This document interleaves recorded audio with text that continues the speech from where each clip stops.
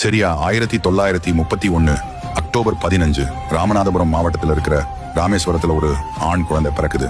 இந்த ஆண் குழந்தை பாத்தீங்கன்னா ஒரு கஷ்டப்படுற மீனவ குடும்பத்துல தான் பிறக்கிறான். பிறந்த பிறகு நாட்களும் கடந்து போகுது. கொஞ்சம் வருஷம் கழிச்சு அந்த பையன் படிக்கிறதுக்கு ஸ்கூலுக்கு போக ஆரம்பிச்சுடுறான். படிப்பு ஒரு பக்கம் இருந்தாலும் அப்பா அம்மா கஷ்டப்படுறத பார்த்து இந்த பையன் நியூஸ் பேப்பரை போட்டு கிடைக்கிற காசை தன்னோட வீட்டு செலவுக்கும் படிப்புக்கும் யூஸ் பண்ணிக்கிறான். ஸ்கூல் படிக்கும் போது இந்த பையனுக்கு கணக்கு மற்றும் அறிவியல் பாடங்கள்ல அளவுக்கு அதிகமா படிக்க ஆர்வமா இருந்திருக்கு. கடைசியா பள்ளி படிப்பு எல்லாம் படிச்சு முடிச்சிட்டு தன்னோட அக்கா நகையை வித்து திருச்சியில இருக்கிற ஒரு காலேஜ்ல போய் சேர்றான்.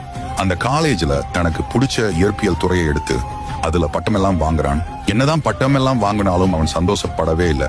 ஏன்னா அவனோட மனசுல ஒரு விமானி ஆகணும்னு ஒரு கனவு இருந்துச்சு. இதுக்காகவே சென்னையில இருக்கிற எம்ஐடி காலேஜ்ல சேர்ந்து ஒரு மிகப்பெரிய சயின்டிஸ்டா ஆகுறான். அது மட்டும் இல்லாம பல கோடி இளைஞர்களுக்கு இந்த பையன் ஒரு நம்பிக்கையா இருந்திருக்கான். அடுத்து சயின்டிஸ்ட் ஆன பிறகு பல ஆராய்ச்சியில ஈடுபட்டு உலகத்துல உள்ள மக்கள் எல்லாரும் வியந்து பாக்குற மாதிரி ஒரு பெரிய அளவுல வந்துடுறான். அது மட்டும் இல்லாம இந்த பையன் வாழ்ந்த காலகட்டத்தில் இருந்த இந்திய பிரதமர் வாஜ்பாய் கூட சேர்ந்து இந்தியாவை அழிக்கணும் நினைக்கிற எல்லா நாடுகளையும் சும்மா விடக்கூடாதுன்னு நினைச்ச இந்த பையன் அணு ஆயுதங்களை உருவாக்கி உலக நாடுகளை மிரண்டு போக வச்சிடுறான். இந்த பெருமைக்கெல்லாம் சொந்தக்காரர் யாருன்னா அவர்தான் டாக்டர் ஏபிஜே அப்துல் கலாம் ஐயா அவர்கள். இவர் யாரு ரொம்ப மிஸ் பண்றீங்கன்னு மறக்காம கமெண்ட்ல சொல்லிட்டு நம்ம சேனலை சப்ஸ்கிரைப் பண்ணிக்கோங்க.